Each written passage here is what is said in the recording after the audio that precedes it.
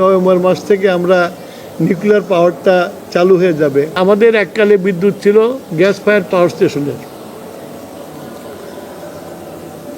আর না হলে পরে তেলের পাওয়ার স্টেশনের, আর একটা ছোট্ট জলবিদ্যুৎ আছে কাপ্তায়। এখন চেঞ্জ হয়ে গেছে, এখন এখানে আপনার কোল ফায়ার পাওয়ার স্টেশন আসছে। এখন আমরা ভারত থেকে প্রায় 2000-এরও বেশি মেগাওয়াট পাওয়ার ইম্পোর্ট করছি। তারপরে আশা করতেছি যে নভেম্বর মাস থেকে আমরা নিউক্লিয়ার পাওয়ারটা চালু হয়ে যাবে। তো প্রত্যেকটা জেনারেশনের নিজেদের একটা ক্যারেক্টার আছে।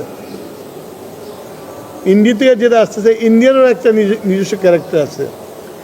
এগুলোকে যখন এক করে সমন্বয় করে এক জায়গায় নিয়ে এসে যখন থেকে সব পাওয়ারকে একত্রিত করা হবে, তার জন্য একটা সিস্টেম তৈরি করতে হয়, সিঙ্ক্রোনাইজেশন বলে আর কি যেটাকে। সেই সিঙ্ক্রোনাইজেশনটা করার জন্য আমাদের পিজিসিবি কতখানি রেডি, আমার ডিস্ট্রিবিউশন কতখানি রেডি, এইটা নিয়ে পর্যালোচনা করলাম। কেননা যদি নভেম্বর মাসে আসে তাহলে কিন্তু সময় হাতে নাই এবং এগুলো করতে অনেক টাইম লাগে। তো সেই জন্য আমি এখন থেকে এটার উপর কাজ করা শুরু করেছি। আশা করি যে নভেম্বরের মাঝে পুরোপুরি রেডি হতে পারবো না, কারণ এটা টাইম লাগবে, আরও অনেক কাজ আছে, বাকি আছে। একটা স্টাডি করতে হবে আমাদেরকে।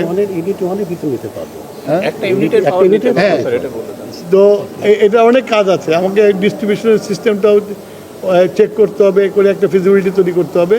তবে যাতে একটা ইউনিট যেটা আসবে এবং আসেই তো তারা কি বলে পুরা ইতে যেতে পারবে না, ক্যাপাসিটি যেতে পারবে না, 300-350 মেগাওয়াট দিবে। সেটার জন্য মোটামুটিভাবে পিজিসিবি কাজ করছে এবং নভেম্বরের মধ্যে রেডি হয়ে যাবে।